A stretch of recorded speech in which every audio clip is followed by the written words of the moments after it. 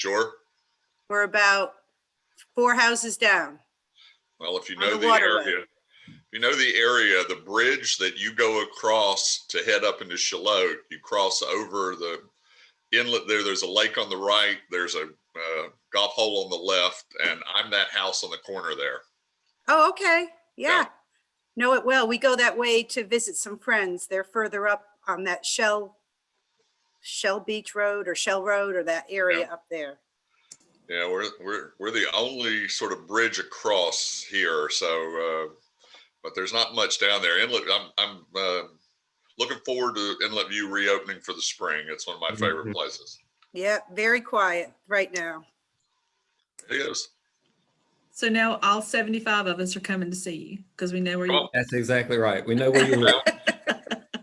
You're more than welcome. We don't get a lot of visitors this time with COVID being the way it is. So, get your shots and then come visit. That's right. While I've got 8:31, are you ready to get started? And I think I'm first, but is there anything you need to say before I get going? Well, if you have something to say, turn your mute off. I think we're good. We're all right. good. Thank you. Good. Well, let's go ahead. I've enjoyed the banter and conversation already this morning, but good morning to everyone. I am happy to welcome you to the 2021 Breakfast Before Business event hosted by our JCC Foundation. For those of you who do not know me, I am David Johnson. It's my honor and privilege to be the president here at Johnston Community College, and I'm so grateful that you are joining our very first virtual Breakfast Before Business event. This past year has been like no other, as you all can attest. In fact, anything we could think to describe the COVID year now becomes tiresome because we have to say it so often. But if you're like me, and Ted is in this regard, you have more Zoom meetings on your plate than you care to think about. I promise though, today's going to be a good one. So grab your coffee, and I hope it's in a JCC mug, and let's get started. A few housekeeping details. First, if you need the restroom, you're sort of on your own on that today. Secondly, please keep yourself muted during the presentation. And I've already checked my phone. You never know when the phone may ring or your dog may bark or those flowers might get delivered. And because then the camera comes to your screen. Also, if there's a question that comes up during our keynote presentation, you'll look, there's a chat feature with Zoom. And if you'll just put your question in the chat, our moderator, who I think is Lee Page this morning, will address all those questions at the conclusion of the presentation. Now, I want to acknowledge each of our generous supporters, and there's a long list here. Since we can't see if you are standing or not, please give us a wave from your desk. I would ask you all, go ahead and maybe unmute yourselves. And everybody else, put yourself on speaker view such that when the speaker is speaking, it goes to that camera.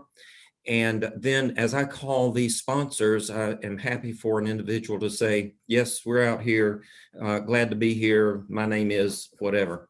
So that way we can see you if we can't recognize you by standing. So I'll start with Accentuate Staffing.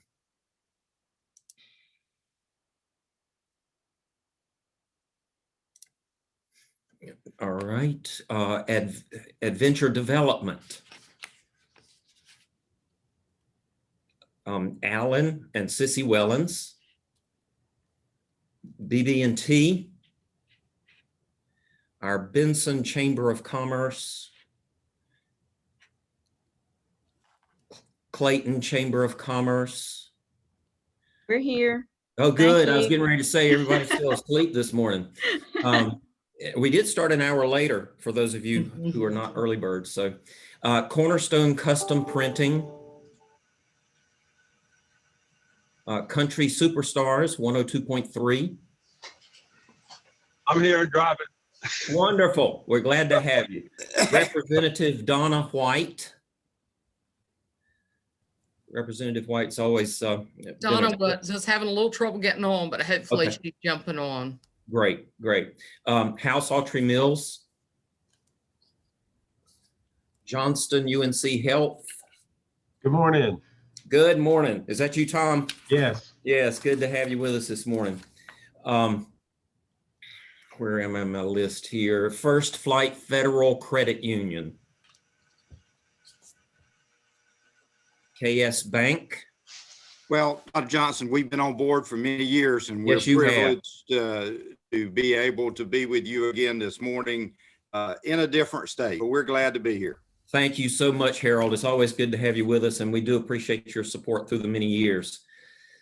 Store Office Environments. And Triangle East Chamber of Commerce, and I've seen Mike, so he should be out there. Good morning, everybody. Thanks for taking time out today to be with us. Thank you all so much for sponsoring, and I was going to ask for a big round of applause. Lee, can you make that happen?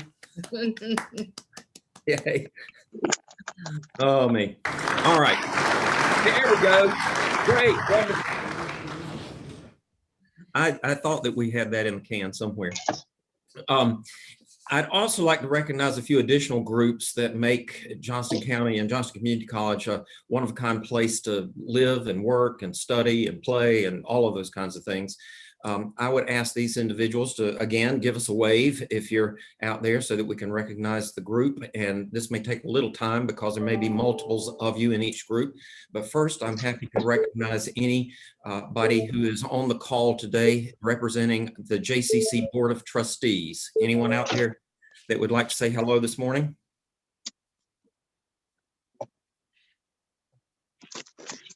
Okay. Lynn told me last night that to extend her appreciation for your support and being involved. Lynn, it's not funny. She, as many of you know, Jesse's had some health problems lately, and Lynn yesterday took a fall and is in severe pain in her leg. So she said she was going to the doctor this morning to get that checked out, but did want to express her appreciation and regrets for not being able to be here. Any of our foundation board of directors? Yes, good morning. This is John Parrish, president of the foundation. I want to welcome everybody and thank you for being here today. Anyone else want to say hello? Good morning, Chris Mancuso's on. Good to see everyone. Good morning, it's Randy Davis. Welcome. Good morning, this is Danielle Kroger. It's great to have everyone here. Terrific. We can't do what we do as a foundation without our excellent board of directors. I'm so grateful to you for your gracious support through the years, both in time and finances. Any state and local elected officials, please just say hello. This is Representative Donna White, and I say greetings from the great western part of Johnston County. Wonderful, Donna. We're so glad to have you with us. We recognized you earlier as a sponsor, and Twyla said you were having a little difficulty getting on, so glad you were able to make it. Yeah, I am going to have to leave you all sharply at 9:15 because I have to go to Raleigh and be in session. So, but I'll be on to 9:15, and thank you so much for having Mr. Abernathy. This is great. Wonderful. Thank you for being with us. Any other state or local elected officials? Good morning, Larry Strickland. Hey, Larry. Representing Eastern Johnston County. And I too already are in Raleigh, but at 9 o'clock, I've got appropriations meeting I've got to go to. You guys just have a different set of priorities, but thank you. Thank you for what you have done, especially in terms of supporting community colleges. Any other state and local elected officials? Local, even? Okay. And finally, as a group, I'd like to recognize the Johnston County Public Schools. Anyone there who would like to say hello from Johnston County Public Schools? Morning.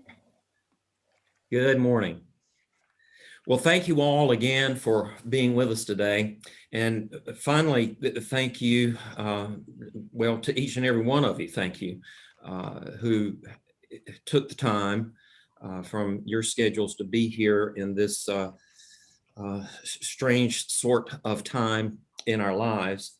I'm personally missing the breakfast part of our breakfast before business, but I'm hopeful that next year and even before, we will be able to get together again.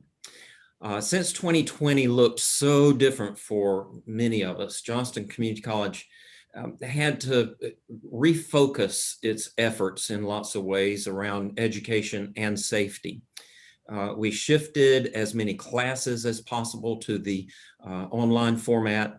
Programs such as nursing, our basic law enforcement training, welding, other technology-oriented kinds of courses had to be seeded, obviously, and in order to generate the contact hours for funding and obviously get the kind of training they needed. However, we are able to move these students, or were able to move these students to a larger classroom area. We reduced class sizes. We have done everything we could to create a safe environment here at JCC. And I'm, again, so appreciative to not only our faculty and staff, but the students who have come a long way with us. Our students didn't let 2020 and COVID get them down. And so to prove that, I'm going to ask that Lee play us a video. And here's a look at some of our students and their impact on Johnston County workforce.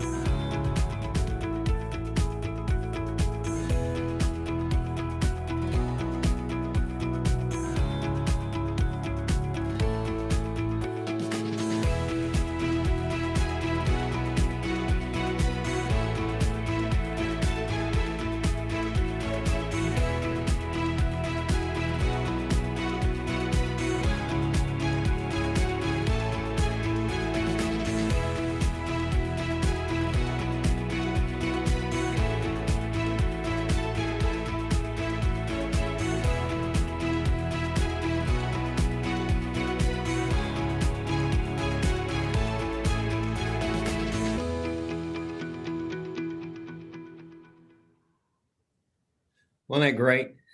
We have a tremendous communications staff here, and I am so appreciative to them and our marketing team. They all serve together for putting that video together to recognize the great achievements we've had over this past year and into 2021. Now I'm going to turn the floor or the video over to Dorian Ruffin. Dorian's one of our Johnston Community College Foundation ambassadors. As an ambassador, Dorian gets to serve as a representative of JCC in lots of different functions. He volunteers across campus and in our community and represents JCC on the basketball court. That is when we were able to play basketball. Dorian, I promise you, we're going to get back to it this fall if this COVID will just leave us alone. But with that, thank you, Dorian, for being with us, and I'll turn it over to you for a few words. Yes, sir. Thank you for having me. Good morning, everyone. Thank you for joining us today. As a senior in high school, I was so sure I was going to a four-year university. That was my plan from the start of my senior year. Then I got into the second half of my senior year and was offered a chance to play basketball for Johnston Community College. I visited for the game and had a chance to talk to Jay Creasy, the head basketball coach for Johnston Community College. Over the next months, I made one of the best decisions of my life. I committed to Johnston Community College. I met my advisor, Ms. Shanika Thor, and was very much impressed that she had a plan for me from the start. She told me I should apply for the JC Ambassador Scholarship, and I did. I did my interview, and as I was doing my interview, everybody just had a smile on their face. That was joy to me. because it made me feel welcome. They asked questions that was not even about school. They showed me they really cared for me without even knowing me yet. I went into my first semester and all my instructors treated me extremely well. They helped me join clothes and talk to me about real world situations. JCC has shown they really care about me even through this pandemic. It makes me feel great about my future. All the things they have to offer is amazing and the staff are extremely helpful. I would like to thank those individuals who provided the ambassador scholarships. You can change lives like the Jones and Laster families changed mine. Give it to Johnson Marine College Foundation, change the lives of others each and every day. Thank you, Dr. Jones, for allowing me to share my story. It was an honor. Thank you so much, Dorian. That was a great testimony. And most everybody on our call today has heard me say, nobody tells our story quite like a JCC student. You do the best job at that. So thank you, Dorian, for your good work and your representation in such a quality manner of the institution that it sounds like you have grown to love. So yes, sir. Thank you so very much. You're welcome. As you all know, we like to honor Johnston Community College's Business and Industry Partner of the Year at these breakfasts. And we have had through the years so many local partners, and oftentimes it's really challenging to select the most deserving recipient of the award. However, I think with the current state of our nation and the struggles faced by healthcare workers today, each and every day, we're very confident in this year's selection. So it is with great pleasure that I present the 2020 Johnston Community College Business and Industry Partner of the Year to Johnston Health. Johnston Health has been an extremely valuable and dependable community partner for JCC's health science programs through many years. In addition to serving on campus advisory boards, Johnston Health has consistently accommodated health science students and faculty by providing sound, safe, and excellent clinical learning opportunities in both the Smithfield and Clayton locations. Johnston Health has provided numerous pieces of equipment and supplied donations, including on-campus wellness screenings and continuing education for JCC students and employees. Most recently, Johnston Health provided 2 years of funding for a full-time nursing instructor position, and this opportunity affords the nursing program the ability to meet the growing demands of the nursing program and the nursing career in our area during anticipated budget cuts. And I put that last little phrase in there for Mr. Strickland and Ms. White, anticipated budget cuts. Let's change that word to anticipated state budget increases. Please welcome Tom Williams, who is CEO, but best of all, a community college graduate, but he's CEO of Johnston Health. And Tom, I turn it over to you to have a few words. Thank you so much. Thank you, Dr. Johnson. We also have Mr. Robert Cupp and our Miss April Culver is joining us today on the call. On behalf of all the Johnston Health coworkers, we're greatly honored to receive this recognition. As you said, I had my start in healthcare through the community college system. I always felt it gave me the foundation that built my career. I was just very fortunate to be a part of that. Our health system relies heavily on the talents and training of JCC students. It's our top recruitment focus every year. Just this morning, Robert was telling me that we hire about 40 students every year. You guys do a great job preparing these students for a rewarding career here locally, near home. It's great that they can live in the community, they can go to school here, and they can get a rewarding job here. And we're just so proud to partner with all of you. Thank you so much for this recognition. Tom, you've been a blessing to our area. We're so glad to have you with us. What are you in your second year yet? Yes, I am. Sure Okay, am. It's been a fast year plus. Yes, it has, hasn't it? Yeah, well, we are so appreciative for the leadership you have brought and the continued support that Johnston Health has brought to JCC in order to do exactly what you said, and that's create opportunity for our students to both learn in the area and work in the area. Thank you so very, very much. Thank you.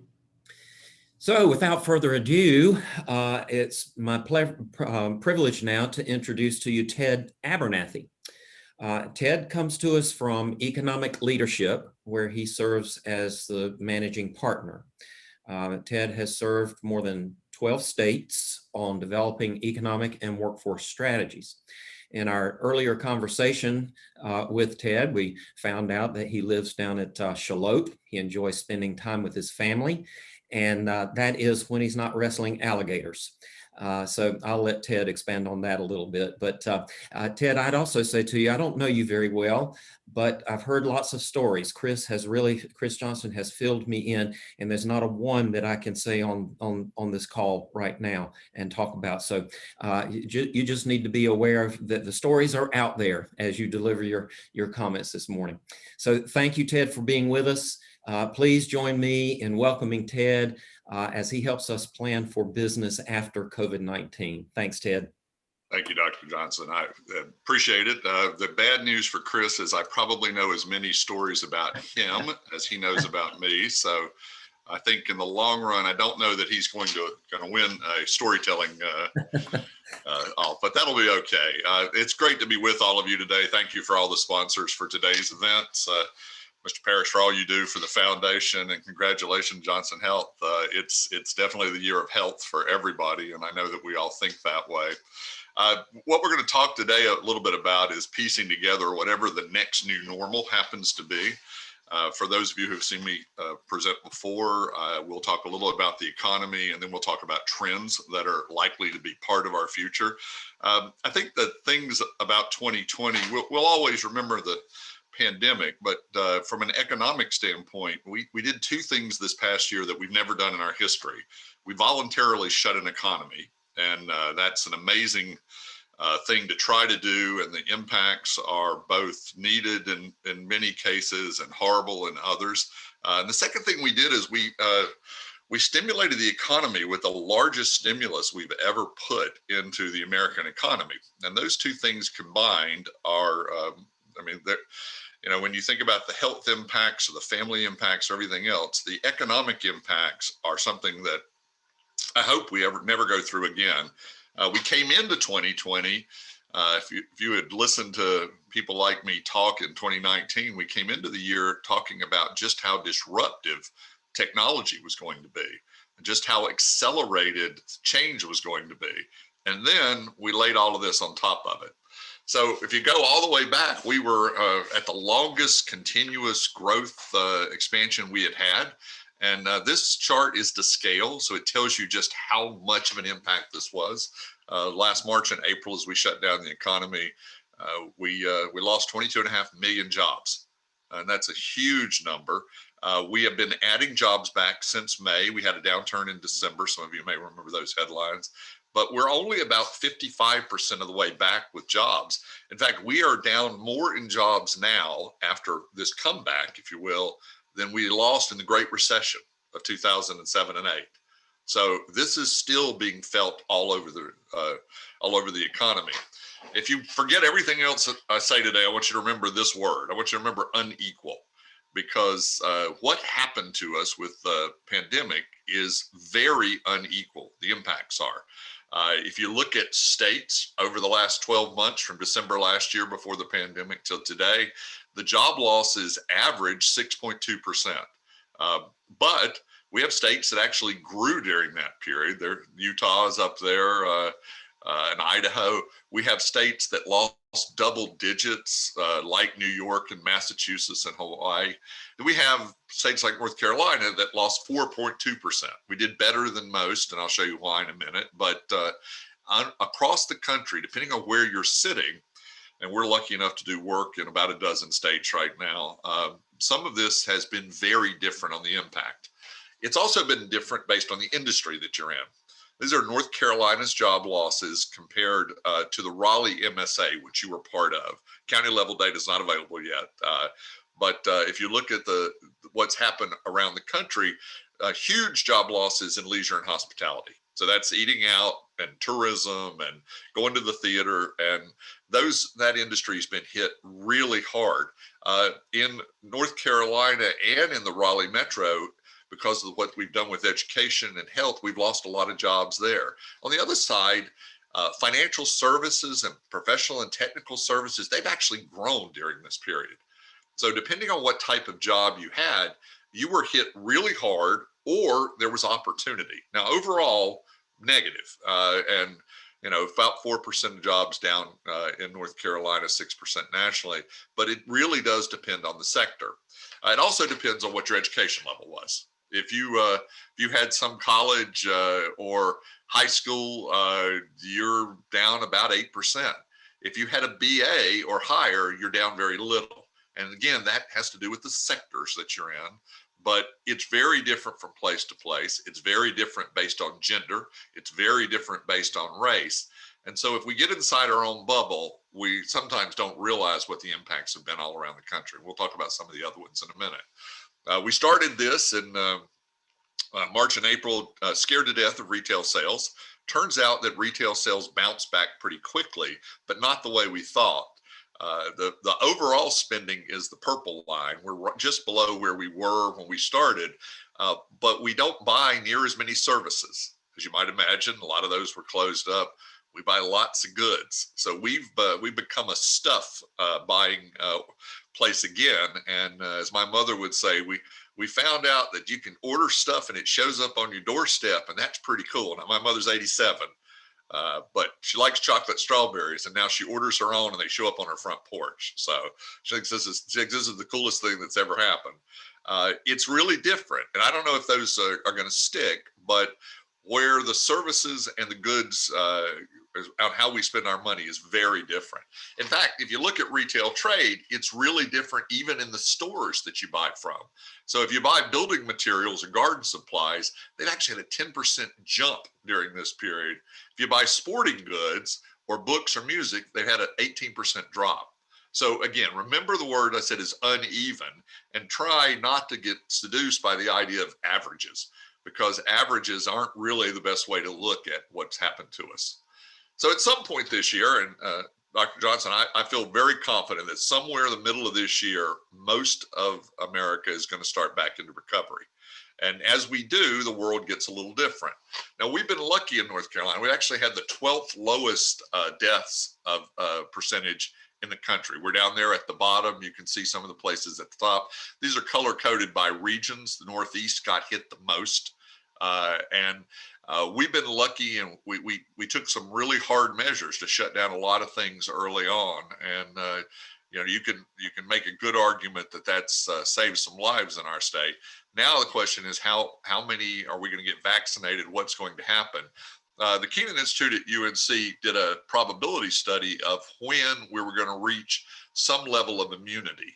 And they believe middle of this summer is when we're going to start seeing a level that will get people more confidence. So we're February now, we're inoculating as many people as possible. We probably all have elderly relatives or essential worker friends that we know that have already been got their shots. I'm waiting in line. My wife's got her first one scheduled. When we get to that level somewhere in the middle of this summer, then people are going to have a little more confidence, and we're going to start opening up more things than we have in the past. The great news for the economy is when that happens, we're expecting a big surge in the economy. Savings rates have doubled during the pandemic. They're about 13%. A data point came out with the Wall Street Journal this week that we have $1.5 trillion of excess savings in Americans' pocketbooks than before this started. Now, maybe Americans will change and they won't spend everything, but I got a feeling that come fall, there's going to be a pretty good surge in the economy, and you're going to see a lot of positive comeback in the economy.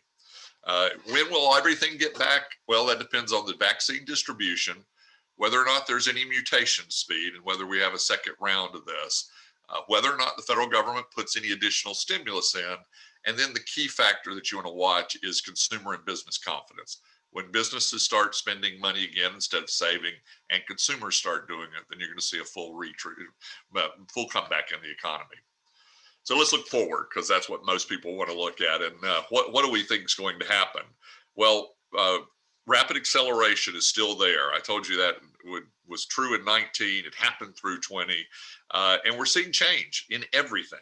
Whole industries have changed. Companies have come and gone. What you do at a job is different. How consumers behave is different. And different communities have been impacted very differently. So let's do a few of these. First, some of the things that were temporary are not going to be temporary. They're going to be permanent as we go forward. The easiest one to think about is remote everything. So remote learning will continue in some way, we think, for a very long time. Remote shopping has accelerated. It's about tripled during this period. Some level of that will stay here. Telehealth and e-health is here to stay. I hope Mr. Williams agrees with me, but not everything. You won't do everything online because you'll still go see doctors. You'll still have to have things done. But I think I'll tell you at the end of this a prediction on health, but health has been fundamentally changed. And then this idea down at the bottom of Zoom living and Zoom meeting. You know, some of you might remember that February 28th this last year, we could have all Skyped everything. I mean, we could have. Skype was around. Some of us had Skype meetings every now and then, but now we're used to this. And I was on airplanes 122 days in 2019, traveling to clients and doing talks around the country. I don't think I'll ever be on airplanes more than 50 days again. I think people are going to be just fine with this type of format. Remote work is the one that gets the most attention. About 3/4 of people who work from home say they really enjoy it. When you look at what businesses say, they say that productivity is pretty good. But again, this is one of those things, only about 40% of the jobs can be done remotely. So when we start talking about remote work, about 60% of all the jobs aren't included in that. So a lot of people aren't part of that discussion, but of the ones who are, of that 40%, it's really likely that a bunch of those people are going to be working at least part-time at home. New study came out yesterday that most CEOs agree that working 3 days, 2-3 days at home a week is good. Productivity work goes up while you're working at home, but creativity goes down in collaboration. And so we need people in the office too. So some hybrid is very likely to happen, but instead of having 6 or 7% of people working from home, which is what it was before this started, we're probably going to be in the 20 or more % working from home at least part of the week going forward. We used to talk about the death of distance. That's a term that's 10 years, 15 years old now, but now you can do more entertainment from home. You can get out your Peloton or your Mira and do your exercising with your friends at home. You can do your banking. I've had banking executives tell me that you could do everything online years ago that you could do today, except people now do it, and they've learned. And so we've been trained. And so you can do more of this stuff distance, and it's very likely to stay. Second major trend is that everybody talks about the ability for people to move out of big cities into smaller areas. So a couple facts. One is we've been moving out of the biggest cities for a while. This is the last decade, pre-pandemic, and the biggest cities were already losing people. The most inaffordable places were already losing. People were moving out of Chicago and New York and Seattle and Los Angeles, and they're going to continue to do so. But they were also moving out of the smallest rural areas because they couldn't get the services they wanted there. So the places that were growing were the middle, and there were the middle metros, and the metros like the Raleigh Metro and its surrounding counties like Johnston County or Chatham County. And where they weren't moving, and I don't want to pick on anybody particular, I will pick on Bamberg County in South Carolina instead of picking on any North Carolina. If you're really rural and you don't have the services and your internet speed's not very good, the odds are you're not going to grow still. But are you going to be able to live in Benson just as well as you are downtown Raleigh and have a little more room and do different? Yeah, absolutely. Those kind of things are coming. And so we're going to see people spread out, and you're going to see a lot of new housing choices. People are going to want a little more space. They're going to want square footage that has a home office or a home gym or all of those type of things. Real estate gets impacted. Retail, because you're going to shop at home, we're going to lose more retail space. That's bad for retail. The good news is we've been over-retailed as a country. We've had more than twice as much retail square footage per person as the next highest country for a long time. So you're going to see a resettling of retail, some office impacts, although I don't think you'll see a lot of closed offices because I think the square footage per employee of offices are going to go up to give people distancing, to give more collaboration space. The place that really is now seeing huge impacts are warehouse and manufacturing, both of which are very tight. And you're going to see a lot of new construction in the manufacturing space and warehouse space. The one that got hit the hardest in all of this was hotels. I don't think we know what's going to happen, but about 20% of hotels are currently behind on their loan payments. And until we all start going back to hotels, that's going to be a sector that gets hit real hard. The great news on small business is that they're going to recover. The bad news is somewhere between 35 and 40% of all businesses that started 2020 will probably be out of business by the end of 2021.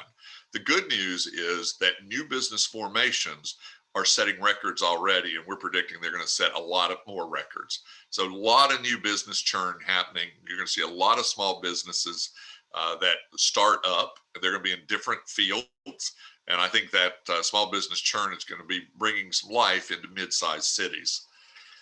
And then the one that might be most relevant to you guys is the fact that before all this happened, we couldn't talk about anything except workforce challenges. That was the topic. And guess what? It's still going to be the topic.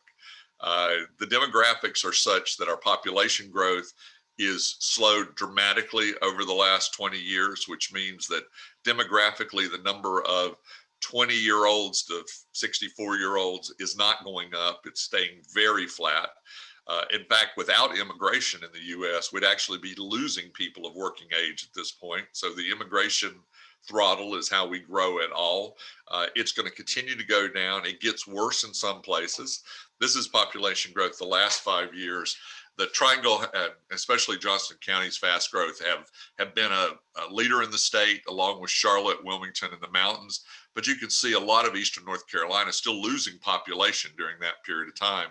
And if you take that out to the nation and just look at working age, 25 to 64-year-olds, we're actually pretty lucky in North Carolina. We're one of the few states that are expecting our working age population to grow. If you look at the Midwest and the Northeast, you're trying to service your businesses and recruit new businesses when workforce is their top priority, and you know your workforce is shrinking. Now, that doesn't have anything to do with all the skills stuff. That just has to do with raw numbers, and those are real big problems. The labor force during the pandemic also dropped significantly. So if the same number of people were in the labor force, our unemployment rates would still be real high. But a lot of people stopped and they went home and they took care of grandma, or they started teaching their kids, or they did whatever. And we're down 4 million plus people in the labor force. We're all hoping that they come back in. If not, this gets even harder. And it's not just people at the lower end. People with less than high school educations, only about half of them are in the labor force anyway. But the drop in the labor force participation is across all educational attainment levels. So a lot of people are making decisions that being in the labor force right now is not what they want to do. And we need that back up, or our workforce problem gets harder. We also, if you've heard me talk before, this is a thing we created, that the type of skills that people need include everything from basic reading and writing to the life skills of responsibility, to the work skills of communication, to the individual job skills that you teach at the college, to these future skills of being able to integrate with technology and multiculturalism. Well, now we have these post-pandemic skills. We did a strategic plan for a company last week, had their entire team come in and say, what's the most important new skill that you're seeing in your area? The answer was the ability to communicate through technology successfully. That all of a sudden people are, you're communicating different ways. It's that ability to talk with peers and get the collaboration you need this way. And then the second most important thing was the ability to be self-starter and self-determinant, because you're isolated, you're working from home, you've got to run your own life. And so the skills continue to change. We think in the short run, it's really hard for businesses to predict what their number of people are. So I think you're going to see more on-demand, temporary, part-time contract employees, and that'll be part of the workforce change. And then the other, a lot of stuff coming out right now. Robot sales are going through the roof. Every sector is trying to figure out how to automate quickly because robots don't stay home during a pandemic. They don't get sick. And so you're going to see a lot of automation in retail and service industries, in home healthcare, as many different robots as you can see. And then I wanted to add one other trend that we're seeing more and more of. We're doing a bunch of research on this for the state of Florida, and that is the pandemic's secondary impacts on health, family, and then to the economic side, productivity. Most of the data, and Kaiser family has done a bunch of this, that about half of the adults in America have seen their mental health degrade some during the pandemic. You're seeing rises in alcohol use and binge drinking and anxiety prescriptions and opioid overdoses and suicide rates, firearm sales, domestic violence. Pretty much all the behavioral health indicators have gone the wrong way during the pandemic. And mental health is one of those issues that doesn't get the attention that it needs. And that's a real important thing because it impacts the way we live our lives, all of the family issues that we've had to deal with, everything from elder care to trying to run your life from home while you're also running your kids' schools from home. And then I love the one down in the corner, which is, I just can't imagine when my kids were teenagers telling them they couldn't go out and see their friends. I don't know that I'd survive that. So all of those pressures are part of it. And when you look at productivity rankings around the country, and we're data nerds, so we do a lot of this kind of work. If you look at productivity, it is almost perfectly correlated with health rankings. The healthier your population, the more productive your population is. And as productivity is one of those things that you look at when you're trying to assess where you're going in a business, people's mental health and their physical health has had a huge impact on that. So we think those are one of the trends that we're going to see a lot more of, which is a focus on the mental health of people as we come out of the pandemic. Data analytics are going to continue to rule the world. The good news is that most of those analytics look good if you're in North Carolina. Johnson County, by the way, looks good because you keep adding jobs. So Chris and his team and Janelle keep doing a great job, and the job numbers go there. But North Carolina continues to be really competitive. This is the chart we do that takes all those rankings like CNBC and Chief Executive that says the best state for this or that. We look at those numbers and then we compare them against how the economy actually performed. So down there in the left corner, or in the green box, are all the states that everybody thinks are wonderful and their economy performs that way. So North Carolina and Texas and Florida and Arizona and Nevada, they're all down there. If you're up in the top, people don't think you're very good, and you show it. Your economy doesn't show very well. And so Connecticut and Mississippi and Louisiana and New Jersey are up there. There's some that are outside the box, but the message for you is that North Carolina looks very competitive. If you look at the advanced industries, the jobs of the future, if you will, again, North Carolina's in the box with states like Florida and Utah and Washington State, where our industries are moving forward. So pharmaceuticals would be in this advanced industry category, and you're doing great there. Tech occupations around the country, North Carolina is projected. We have been a top 10 growth state. We're projected to be in that top group going forward. So we're moving toward a technological future, which means that our economy should stay really good for a while. And then even if you go down to that advanced industry and you start looking at the metropolitan areas, you can see that among all the ones we tend to compete with, Raleigh's right up there with the top places. So as we look at the data analytics that are control of the economy of the future, we think that post-COVID, people are going to be more and more dependent on these type of analytics. The good news is both your metro and our state are among the leaders. So here's 5 predictions for you for the future, and we'll finish on this. One is affordability is going to drive increased relocations. So affordability matters, but not to too rural places. People still want the urban experiences of the types of services they get. They still want the restaurants. They still want the walkable communities. They'd like a bigger yard. But I think places that are sort of designed new, that have live, work, play communities are going to be really important. Cluster strengths, and clusters are groups of businesses. they're going to become more important because getting workforce with the right skills is going to be the key for businesses. And what I think is going to happen is what you're good at, you're going to continue to get more of. So you guys do a great job in pharmaceutical manufacturing and production. You're going to see more and more opportunities to do that. You're good in logistics, you're going to see more and more opportunities. It's not the time to try to get good at something new. It's the time to double down on what you have and work on those supply chains. As I said before, small business formations are already setting records. They will continue to. You'll have a lot of small businesses. So small businesses will need help. They'll need locations to go in, and they'll need marketing help to make sure they can permeate your local markets.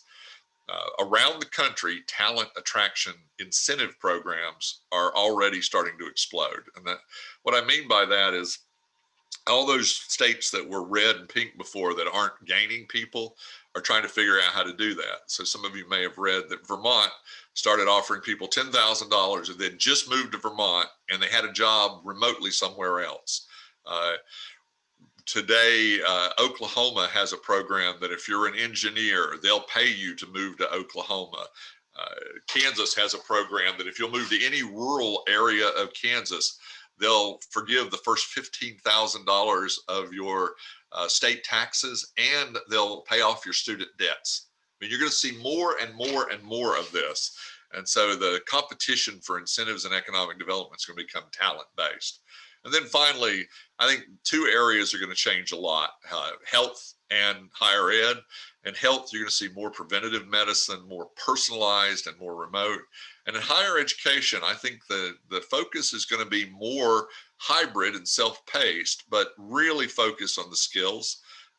What we've seen throughout this pandemic is we can change if we need to. And I'm pretty sure that the education levels, people are not altogether happy with remote education. They'd like to see some in person. I think many people would.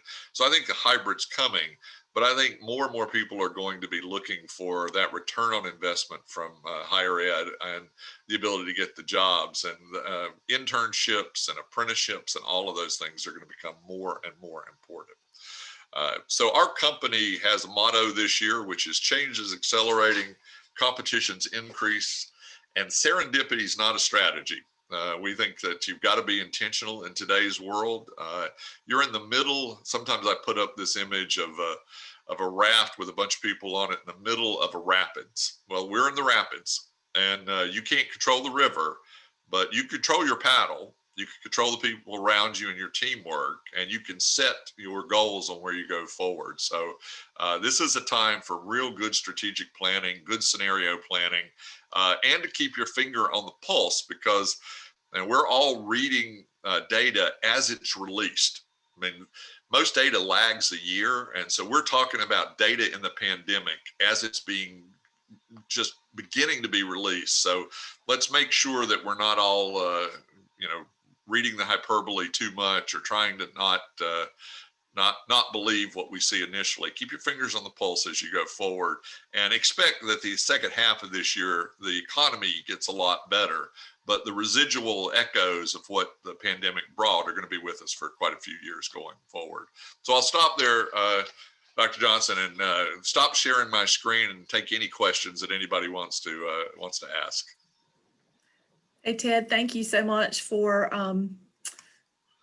being with us today. And we do have some questions in the box, and I'm going to kind of read through those for you. The first one was, what do you see as the impact on the economy and workforce of North Carolina not expanding Medicaid? What would expanding Medicaid do for North Carolina's economy and workforce? So we want to start with the completely political questions, right?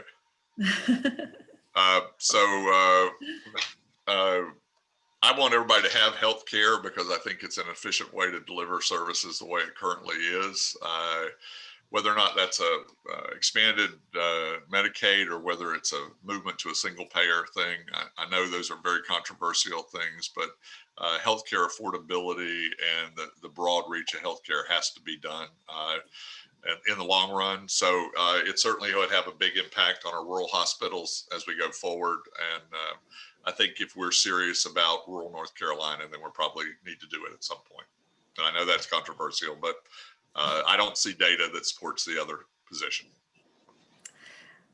Chris said, if I remember the slide correctly, it looks as if North Carolina's neighboring states, Virginia, Tennessee, South Carolina, were losing population and North Carolina was growing. What do you contribute this to? Number of colleges across the state, pro-business tax structure? Yeah, good question. And South Carolina is really close, Chris. So if depending on what years you put in, South Carolina has been growing, but going forward, they don't look like they're going to grow as fast. I think it's a couple things. One is that we have a large group of growth centers. So the coastal area is growing and you get a retirement boost, but Charlotte and Raleigh are huge generators in both financial services and technology. Those are two of the areas that are growing. And so job movement is there. We're a good state. We have the lowest corporate tax rate in the country right now. So you can continue to have businesses come. The business climate, there are only 3 states that show up at the top of all the rankings for business climate. That's Texas, Utah, and us. So we're going to continue to attract companies.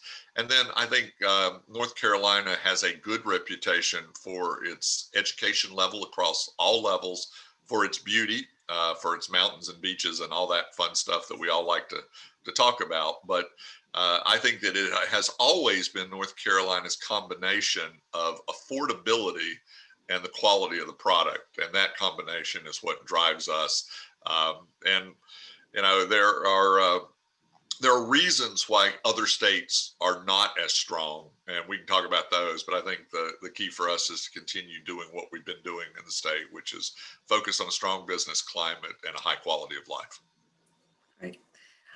Scott Side said, I noticed Nevada was an advanced industry state as a larger outlier. What industries are they attracting out there?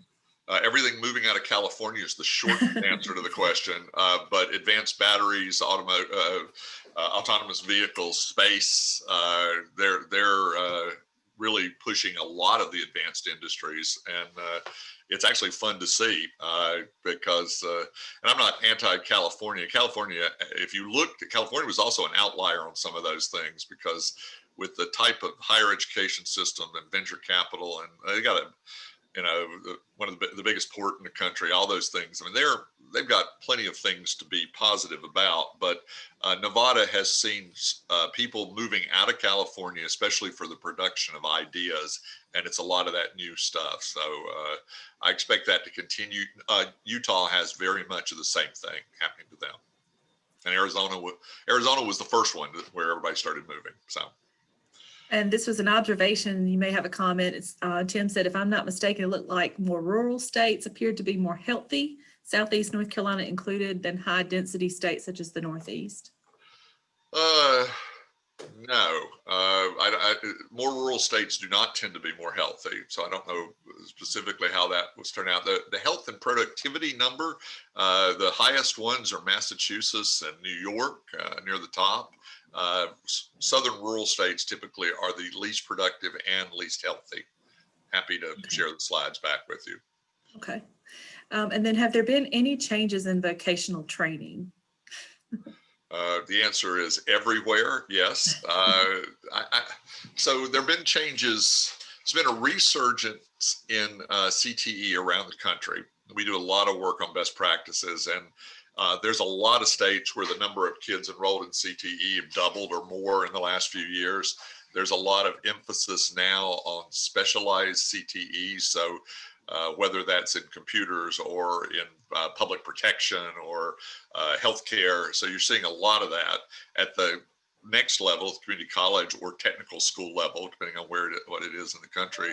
You're seeing a lot more connectivity back to the businesses in those communities with dual enrollment programs, high school and college, and internships and eventual movement toward a permanent job tied to them. So I think probably it's more in transition than just about anything. Still a problem, by the way, CTE, parents still think that every kid's going to four-year college, and the percentage of jobs that require four-year college is still about a quarter, has been for a while, and not going up particularly higher anytime soon. And so I think those specific skill jobs If we could figure out what to call them, we'd all be happier, whether they're middle skills or whether, I mean, who knows what everybody, we name them whatever we name them, and everybody fights over the name. And I don't know what, I don't know what it is. My daughter-in-law is a health tech. She does heart catheters. It's a great living. She loves it. She's at Vidant in Greenville. It's a really good living for her. I don't know. She says she has a healthcare job. She doesn't have a middle job. She doesn't have a technical job. She has a healthcare job. And that's the way she thinks about it, because I have that discussion with her. I don't know what to call these things. Well, this is a joy question. How can we move more folks, because we were on the vocational training, to upskill? What are some things that we can provide, and what are services that these folks need in order for us to get them to the college to train? Because I know there's a lot of auxiliary services that have to go along with just getting them here to the table. Yeah. So, Joy, are you asking for people who are employed or people who are not employed? Probably both. People that need to upskill. Yeah. So two different sets of problems, probably. One is a workforce relationship problem with employers. So the answer would be you replicate your best systems now. You have, if Johnson Health has a good system and you move 40 people a year over to their programs, then replicate everything and every relationship you have with them with more and more employers. So that's one. The hardest part about that is small, mid-sized employers don't have time to build relationships. And so a large percentage of your people work there. So ambassadors, we helped Eau Claire, Wisconsin. They now have community concierge that only job is to help small and mid-sized businesses connect to the services of the community. They have a good community college there too. But what they found is they need a concierge. And we use the example that if you go to New York and you want to know what to do on a Wednesday night, you walk up to the desk and you say, I need to spend $200 and I need something to do tomorrow night. And what should I do? And they tell you, and you do it. And that's it. That's your transaction. If somebody has a place to go and say, I need to upskill my people, what do I do? And somebody helps them, then they don't start looking for programs, and they don't, so make it easy. For the people who are not, with an employer, then you start early, trying to make sure that parents of fifth graders understand what the labor market looks like and what they can make. And you continue to raise awareness of parents, teachers, educators, everybody at a very, very early age. And we can't get around that. By the time they get to high school and parents have made up their mind what kids, that they shouldn't go into these classes, they shouldn't go to this place or that place. It's a little bit like you have to give awareness. And once you do that, then people can see there are other opportunities. Those are long answers. I'm sorry, but there are. That's great. But that is the question that you go for. Okay, thank you. How will the stimulus affect a future downturn, and when do you expect impact? So if it's the old stimuluses, they're going to still impact because there's about $1 trillion that people stuck in the bank or under their mattress or somewhere. So they'll continue to have an impact. The new stimulus will have an ongoing impact.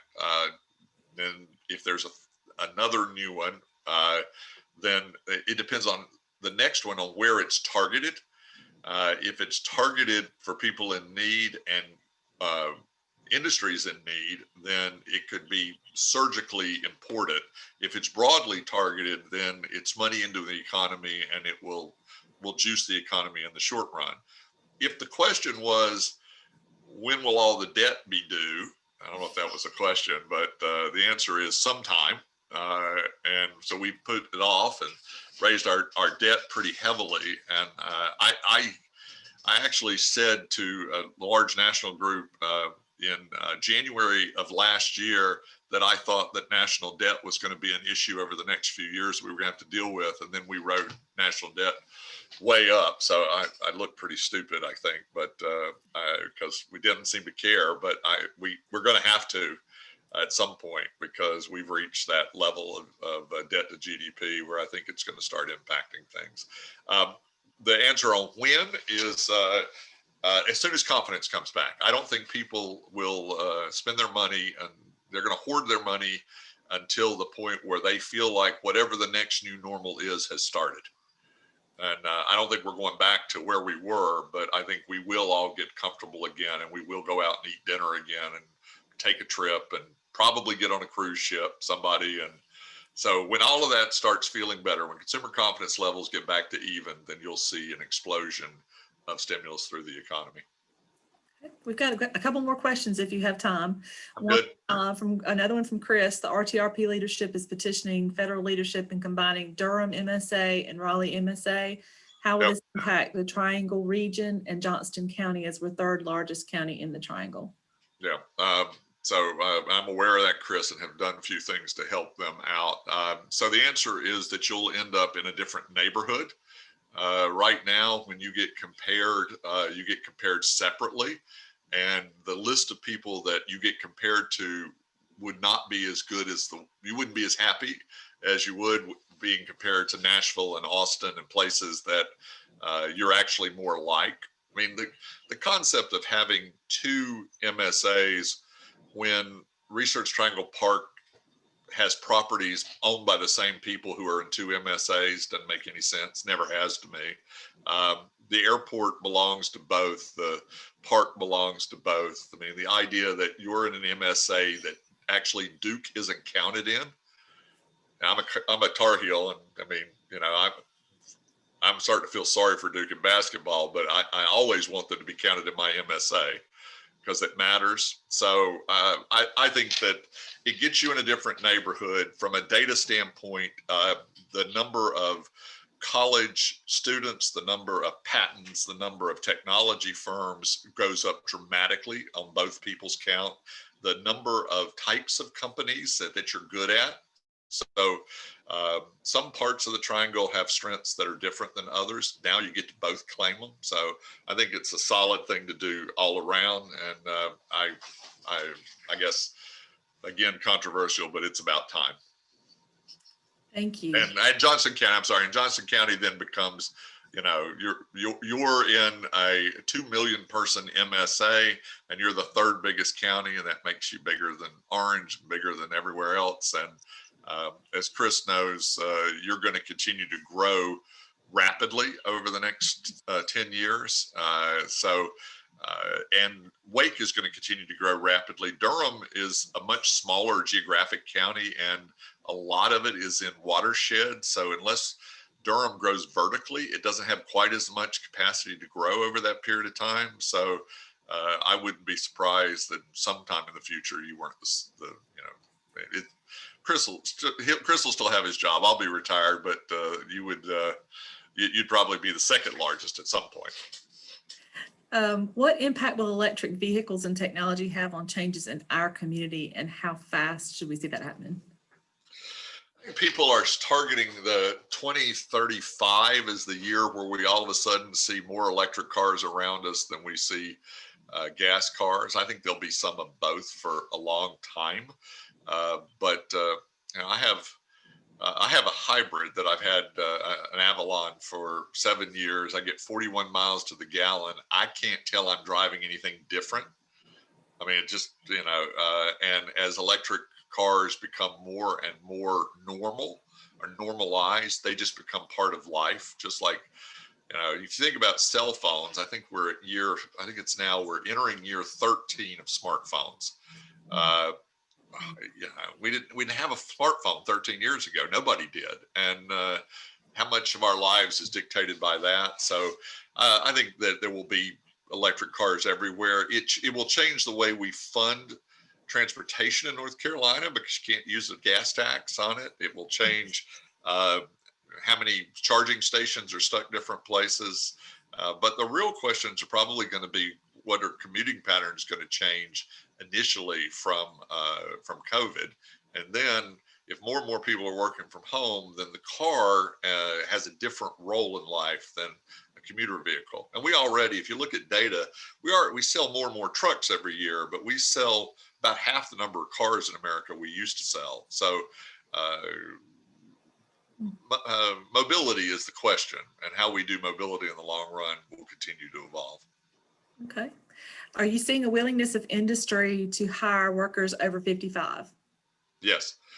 In fact, I don't have it on this. I didn't have it today, but the growth in workforce over the last 20 years is 100% of people over 60. Don't have any choice. There just aren't any workers out there. So now the question, though, is how productive can we make people over 60? How productive can they learn the technology? Can they learn the things?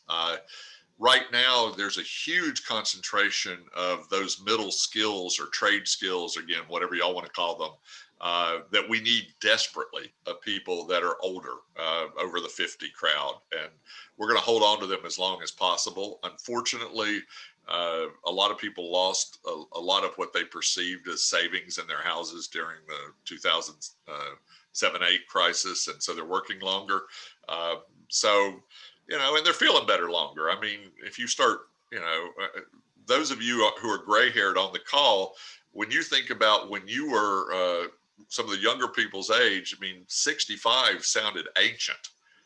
And I'm 63 and now it doesn't sound old at all. So I think that the norms have shifted quite a bit. And I think you're going to see more older workers, but they're going to have to be technologically savvy to be able to be productive. Right. I have one last question for you, and then we'll shoot back. But are you seeing any counties or areas that are doing really cool things with their retail boxes or their the retail or the other companies that have gone out of business? How they're repurposing these areas? Well, I mean, we've got a big lead on how malls are being repurposed. So around the country, some high percentage of malls are now out of business, and everything from corporate headquarters for tech companies like happening in Cary to devolved mixed use like happened in North Hills.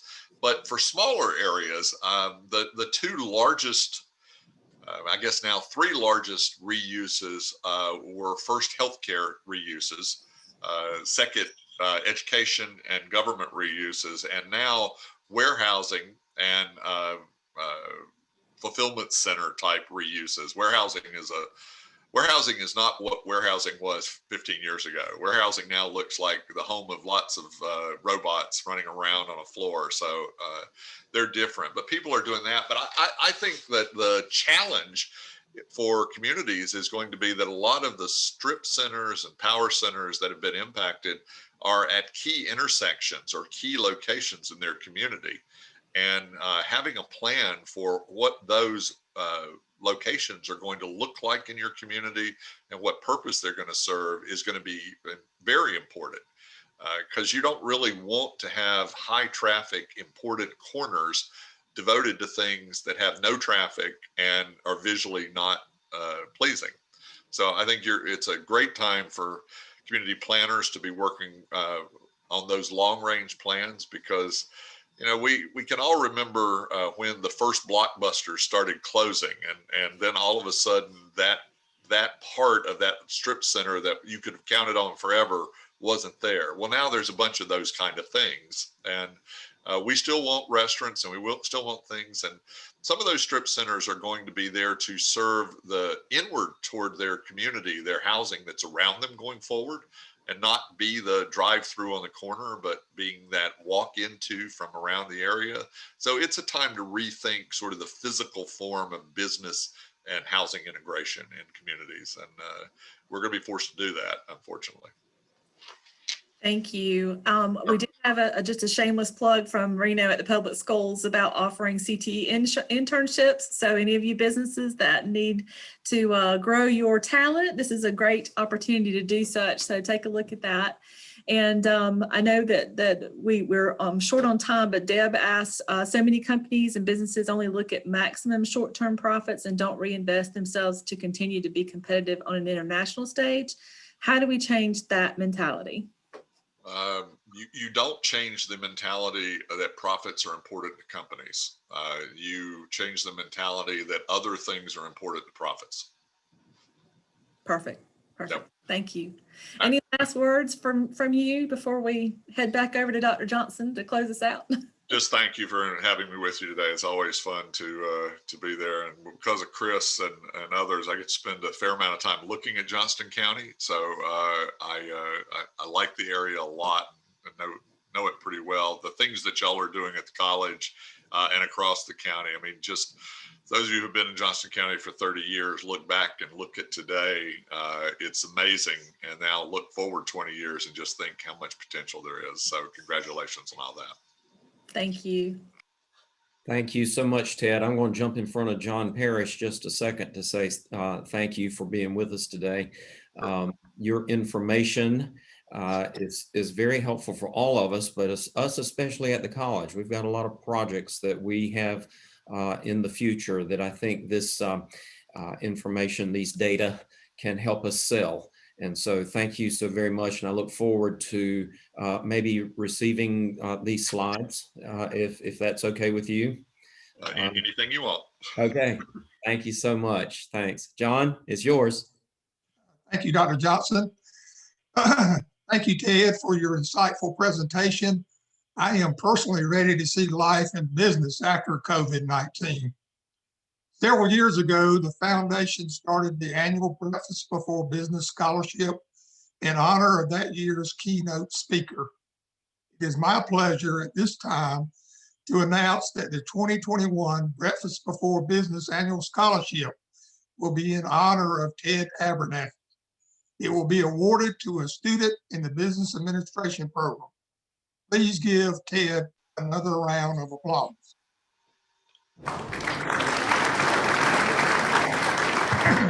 That's cool. Thank you again, Ted.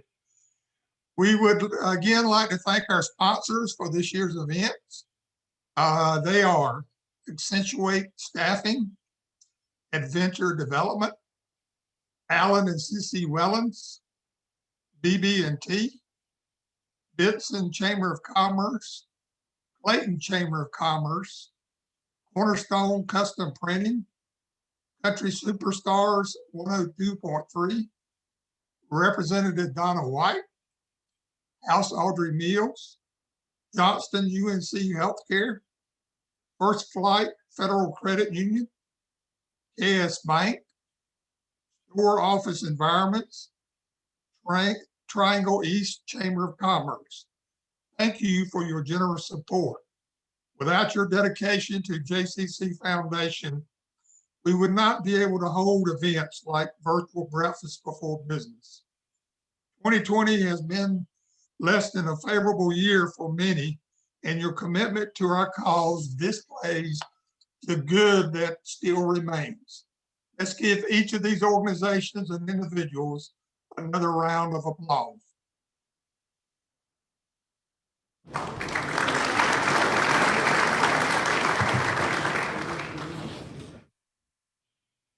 Being able to help provide a college education to students in Johnston County and surrounding areas is something we are extremely proud of. We couldn't do that without you. I would personally like to challenge you to take advantage of Johnston Community College. Our local, as you learned in the video, our students are trained and ready for work.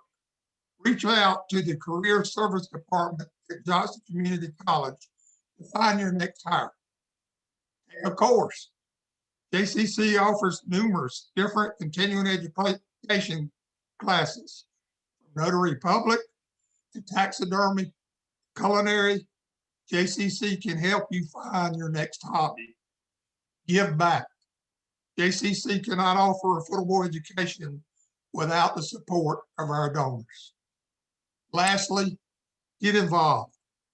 Volunteer to assist at the next JCC Foundation event, or nominate a fellow philanthropist for the Linda Van Lasker Women's Society Philanthropist of the Year Award via our website.